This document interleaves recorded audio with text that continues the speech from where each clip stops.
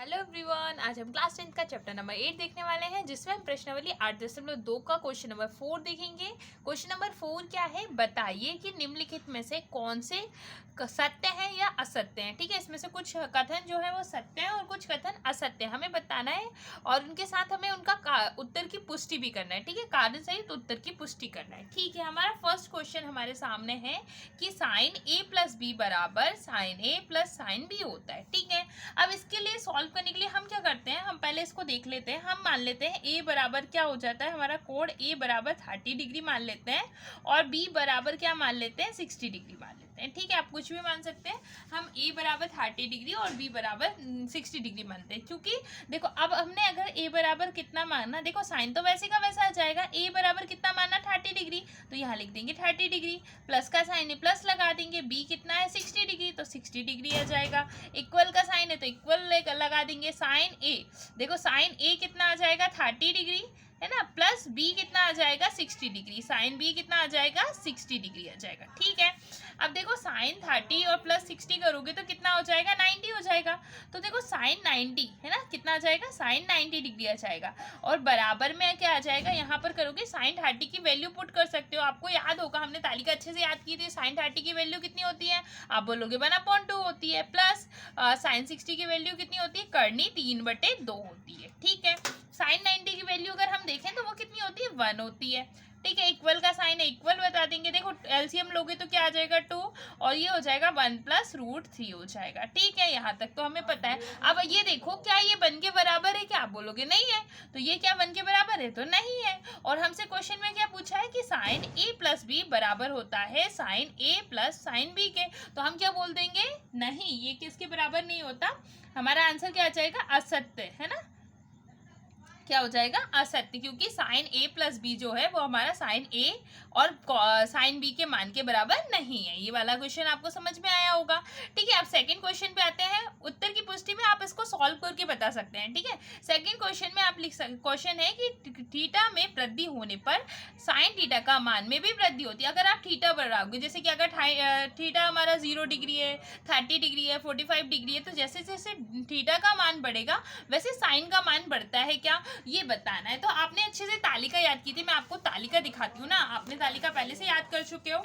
तो अगर आप ध्यान से तालिका को देखें, ठीक है, हमारी तालिका में देखेंगे तो ये देखो साइन है, तो जैसे पहले हमारा थीटा देखो 0 डिग्री था, फिर 30 डिग्री हुआ, 45 डिग्री हुआ, 60 हुआ, 90 हुआ, वैसे वैसे साइन का मान बढ़ रहा है। क्या देखो 0 हुआ, 0 से 1/2 हो गया, 1/√2 हो गया, देखो √2 1/√2 से √3/2 हो गया, फिर 1 हो गया। ये धीरे धीरे क्या हो रहा है, बढ़ रहा है। हाँ, तो हमसे हमारे कथन में भी क्या लिखा हुआ है, हमारे कथन में लिखा है कि थीटा में वृद्धि होने के साथ साइन थीटा का मान में क्या होती है, वृद्धि होती है। तो ये क्या हो रही है, वृद्धि हो रही है, तो हम इसको लिख सकते हैं कि हमारा कथन क्या हो जाएगा, सत्य हो जाएगा, क्योंकि क्या हो जाएगा, हमारा कथन सत्य हो जाएगा। अब इसकी पुष्टि कैसे कर सकते हैं, तालिका से स्पष्ट है ना, तालिका से स्पष्ट है ना, कि हम इसको लिख देंगे कि तालिका से स्पष्ट है कि जैसे ही हम क्या करते हैं, थीटा के मान में वृद्धि करते हैं, थीटा के मान में वृद्धि करते हैं, वैसे ही क्या होता है, वैसे ही है ना, मतलब साथ ही लिख सकते हो, वैसे ही या साथ ही साइन थीटा के मान में भी क्या होती है, वृद्धि होती है। आप इसको थोड़ा सा एक्सप्लेन भी कर सकते हो, कैसे हम अपने वृद्धि होती है ना, इसको कैसे एक्सप्लेन कर सकते हैं, थोड़ा सा हम इसमें लिख सकते हैं, क्या ऐड कर सकते हैं, हम इसमें ऐड ऑन कर सकते हैं। क्या कर सकते हैं कि अगर हम थीटा का मान वृद्धि कर दें, जैसे ये थीटा बना दूं मैं यहाँ पर, इसके मान को बता दूं, पहले 0 डिग्री था, फिर क्या हुआ 30 डिग्री हो गया, फिर क्या हुआ 45 डिग्री हो गया, फिर क्या हुआ 60 डिग्री हो गया, फिर 90 डिग्री हो गया। ठीक है, और यहाँ मैं साइन की वैल्यू रखते जाऊँ, देखो साइन 0 डिग्री कितना होता है, साइन 0 डिग्री कितना होता है, हमें तालिका अच्छे से याद है, 0 होता है। 30 डिग्री कितना होता है, 1/2 होता है। 45 डिग्री क्या होता है, 1/√2 होता है। 60 डिग्री क्या होता है, √3/2 होता है। और 90 डिग्री 1 होता है। तो अगर हम इसको ध्यान से देखें तो इसमें भी क्या हो रही है, वृद्धि हो रही है, इसलिए हमारा कथन क्या हो जाएगा, सत्य हो जाएगा, है ना। आपको ये पूरा अच्छे से समझ में आया होगा। ठीक है, नेक्स्ट क्वेश्चन की ओर आगे बढ़े। नेक्स्ट क्वेश्चन क्या है हमारा, क्वेश्चन नंबर 3 है, थीटा में वृद्धि करने पर, थीटा के मान में वृद्धि होने के साथ कॉस थीटा का मान में वृद्धि होती है क्या, इसको भी देख लेते हैं अपनी तालिका से एक बार, है ना। तालिका पर अगर एक बार आप ध्यान से नजर मारेंगे, ठीक है, तालिका में अगर आप कॉस का मान देखेंगे, ये हमारी तालिका है, आप इसको ध्यान से देखेंगे। कॉस ये है, तो देखो पहले 1 था, फिर √3/2 हो गया, फिर 1/√2 हो गया, फिर 1/2 हो गया, 0 गई। क्या हो रहा है इसमें, क्या हो रहा है, ये धीरे धीरे क्या हो रहा है, कम हो रहा है। लेकिन हमसे क्वेश्चन में क्या कहा गया, हमसे क्वेश्चन में कहा गया कि थीटा में वृद्धि के होने के साथ कॉस थीटा के मान में वृद्धि होती है। तो ये कारण क्या हो जाएगा, हमारा असत्य हो जाएगा। क्या हो जाएगा, असत्य हो जाएगा। और हम इसमें कारण क्या लिखेंगे, सेम हम कारण लिख देंगे कि तालिका से स्पष्ट है। क्या लिख देंगे कि तालिका से स्पष्ट है, तालिका से स्पष्ट है कि जैसे ही हम क्या करते हैं, थीटा के मान में वृद्धि करते हैं, थीटा के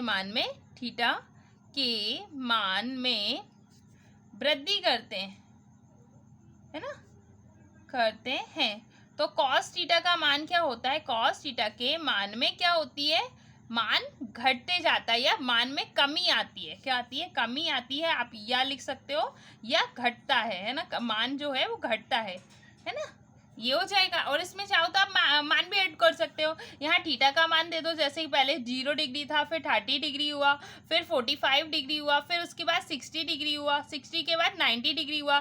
देखो ये थीटा का, यहाँ पर कॉस का मान लिखते जाओ। कॉस 0 कितना होता है, कॉस 0 कितना होता है, 1 होता है। कॉस 30 कितना होता है, √3/2 होता है। कॉस 45 कितना होता है, 1/√2 होता है। फिर कॉस 60 कितना होता है, 1/2 होता है।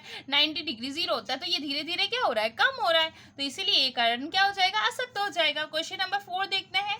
बताना है थीटा के सभी मानों पर साइन थीटा और कॉस थीटा बराबर है क्या। हम देख लेते हैं, हमने तालिका बार देख चुके हैं पहले से भी, और एक बार ध्यान से देखते हैं। देखो हमसे बोला है कि थीटा के सभी मानों पर जो तालिका है उसके मान सभी बराबर होते हैं। कैसे देखते हैं, देखो आपको तालिका अच्छे से पूरी दिख रही होगी।